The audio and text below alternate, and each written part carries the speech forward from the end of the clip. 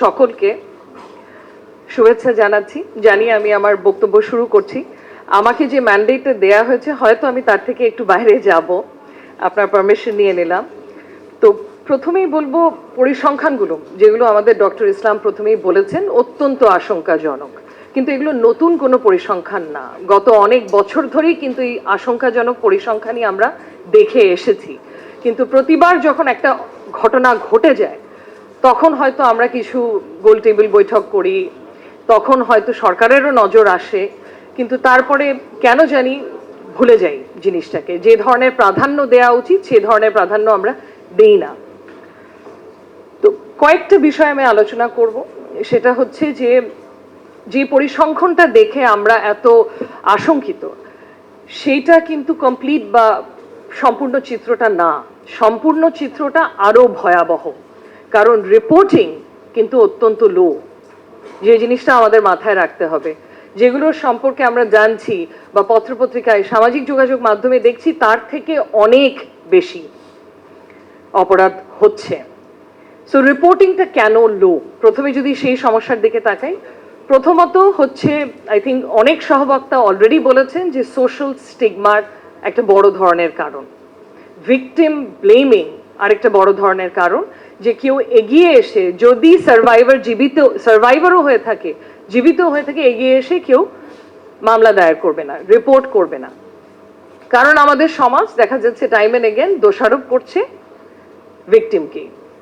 So সেই দিকে আমাদের তাকাতে হবে যে কেন এই জিনিসটা ঘটছে, এবং তখনই কিন্তু উত্তরটা স্পষ্ট হয়ে উঠবে যে এটা শুধু আইন শৃঙ্খলার সমস্যা নয়, এটা কিন্তু একটা সামাজিক সমস্যা, এটা একটা নৈতিকতার সমস্যা।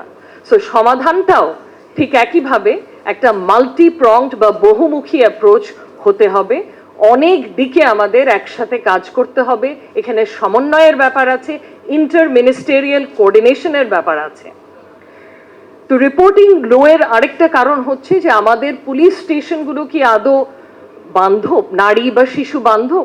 সহজ উত্তর হচ্ছে এখনো না, এখনো না।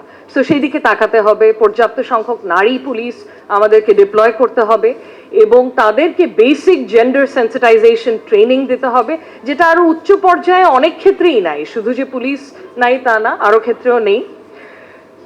তারপরে আরেকটা কারণ হচ্ছে যে কেউ কোর্ট কাছারি ঝামেলার মধ্যে ফেসে যেতে চায় না, কারণ কোর্টের দীর্ঘসূত্রায়িতার কারণে।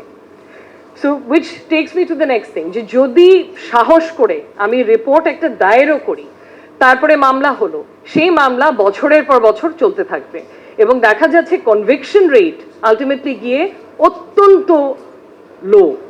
আই থিঙ্ক 2% মতো কনভিকশন রেটের কথা ডক্টর ইসলাম বলছিলেন, আরো নিচে, 2% নিচে। সো আমাদের তাকাতে হবে কনভিকশন রেটটা কেন লো। আমরা মৃত্যুদণ্ডের কথা বলতে পারি, পাবলিক লিঞ্চিং এর কথা বলতে পারি, পাবলিক এক্সিকিউশনের কথা বলতে পারি, কিন্তু সমস্যাটা কি সেখানে? সমস্যা সেখানে না। সমস্যাটা হচ্ছে আমরা শাস্তি নিশ্চিত করতে পারছি না, আমরা কনভিকশন যে ক্ষেত্রে দোষী সেই ক্ষেত্রেও নিশ্চিত করতে পারছি না। কেন পারছি না? এটার একটা বড় কারণ হচ্ছে আমাদের দেশে উইটনেস প্রোটেকশন কোনো প্রোগ্রাম এখনো নেই, এফেক্টিভ কোনো প্রোগ্রাম এখনো নেই। অ্যান্ড এই দিকে আমি সংশ্লিষ্ট সকলের দৃষ্টি আকর্ষণ করতে চাচ্ছি, উইটনেস প্রোটেকশন প্রোগ্রামটা অত্যন্ত গুরুত্বপূর্ণ। আমি একটু ভেঙে বলি, একটা মামলা যখন করা হয় সেই মামলাটাতে যদি আই উইটনেসেস বা উইটনেসেস থেকে থাকে, দেখা যাচ্ছে এ ধরনের মামলায় কয়েক বছরের মধ্যে বা কিছুদিনের মধ্যে এরা হস্টাইল হয়ে যাচ্ছে বা উইথড্র করছে, এরা আর সাক্ষ্য প্রমাণটা দিতে রাজি হচ্ছে না। কারণ হচ্ছে যে ইউজুয়ালি যারা পারপিট্রেটার্স বা যারা এখানে দোষী তারা ক্ষমতাশালী হয়, পলিটিক্যাল ক্ষমতা বলেন বা বিভিন্ন ধরনের ক্ষমতা ব্যবহার করে হুমকি ধামকি দিয়ে এই উইটনেসগুলোকে হস্টাইল করে ফেলছে। সো আমি যদি একজন বিচারক হই এবং আমার সামনে যদি এরকম একটা মামলা থাকে যেটাতে কোনো এভিডেন্স নেই, আমি তো কনভিকশন দিতে পারবো না আমি চাইলেও, আমার হাত তো বাঁধা।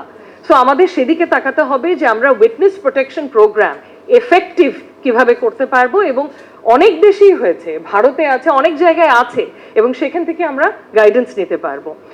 এটা হলে কিছু দূর হলেও কনভিকশন রেটটা আমরা বাড়াতে পারবো। এবং আরেকটা জিনিস হচ্ছে গিয়ে আইনের সংকীর্ণতা আছে, কিন্তু আইন কিন্তু অনেকগুলো আছে, একটা না, আইন অনেকগুলো আছে। হ্যাঁ, আইনে কিছু ডেফিসিয়েন্সি আছে, সেগুলো আমরা চিহ্নিত করে আইন সংস্কারের দিকে যেতে পারি, কিন্তু মূলত সমস্যাটা কিন্তু এনফোর্সমেন্টে, প্রয়োগে, যে আইনগুলো আছে সেগুলো প্রয়োগ সঠিকভাবে হচ্ছে না। সো এই প্রায়োগিক ঘাটতিটার দিকে আমাদের তাকাতেই হবে।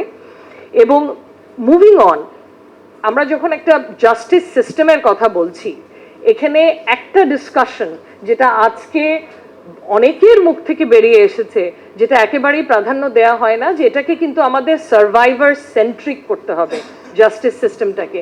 শুধু শাস্তি দেয়া কিন্তু জাস্টিস সিস্টেমের উদ্দেশ্য না, এটাকে সার্ভাইভার সেন্ট্রিক করতে হবে। প্রথমত আই থিঙ্ক আমাদের সহবক্তা বলেছিলেন যে আইডেন্টিটি ডিসক্লোজ করে যে গণমাধ্যমে ছড়ানো হয় সার্ভাইভারদের ছবি, পার্সোনাল ডিটেলস, ফ্যামিলি ডিটেলস, এগুলোর বিষয়ে কিন্তু আইন আছে, আইন নাই যে তা না, এই বিষয়ে রায়ও আছে মহামান্য সুপ্রিম কোর্টে, কিন্তু এই রায়টা কেউ মানছে না।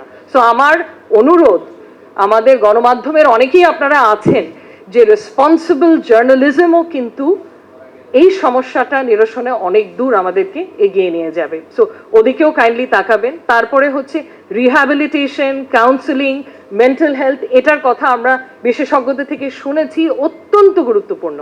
যারা সার্ভাইভার তাদের পুনর্বাসন, তারা যাতে সমাজে একটা ডিগনিফাইড এবং আগের মতো ফুললি ফাংশনাল ভাবে চলতে পারেন, সেদিকে আমাদের তাকাতে হবে। সো মেন্টাল হেলথকে আমাদের প্রাধান্য দিতে হবে সার্ভাইভার্সদের ক্ষেত্রে। এবং আর বেশি সময় নেব না, আমি এতটুকুই বলবো যে সমস্যাটা এতই বেড়ে গেছে যে আমাদের হয়তো একটা ন্যাশনাল কমিশন গঠন করার সময় চলে এসছে, যাদের দায়িত্ব হবে প্রথম দিকে প্রতিরোধের দিকে তাকানো, জনসচেতনতা বাড়ানোর জন্য বিভিন্ন ধরনের ক্যাম্পেইন করা, এখানে প্রাইভেট সেক্টরকে এঙ্গেজ করা। অনেক বড় বড় মাল্টিন্যাশনাল কর্পোরেশনস আছে যারা কিন্তু এই সোশ্যাল অ্যাওয়ারনেস রেজিং ক্যাম্পেইনে আমাদের সহায়তা করবে। তাদের যে প্রোডাক্টসগুলো বিক্রি করছে সেটার সাথে যদি বার্তাও চলে যায়, কিছু হলেও কিন্তু লাভ হবে। সো একদিকে যেরকম এই কমিশনটা ন্যাশনাল অ্যাওয়ারনেস রেজিং ক্যাম্পেইনস করবে, ওইদিকে মনিটরিং করবে, প্রসিকিউশনের দিকে তাকাবে, ইন্টারমিনিস্টেরিয়াল কোঅর্ডিনেশনের সহায়তা করবে। সো এইভাবে আমরা যদি না আগাই একটা সুনির্দিষ্ট অ্যাকশন প্ল্যান নিয়ে, যে 5 বছরের মাথায় আমরা কমিয়ে এখানে আনবো, বা ধরেন 10 বছরের মাথায় আমরা কমিয়ে এখানে আনবো, তাহলে কিন্তু এই যে ফ্রম এক গোল টেবিল বৈঠক two the next goal table বৈঠক, এভাবে করলে কোনো লাভ হবে না। আমাদের একটা সুনির্দিষ্ট ন্যাশনাল অ্যাকশন প্ল্যান দরকার এই সমস্যাটা যদি অর্থবহভাবে আমরা কমাতে চাই। ধন্যবাদ।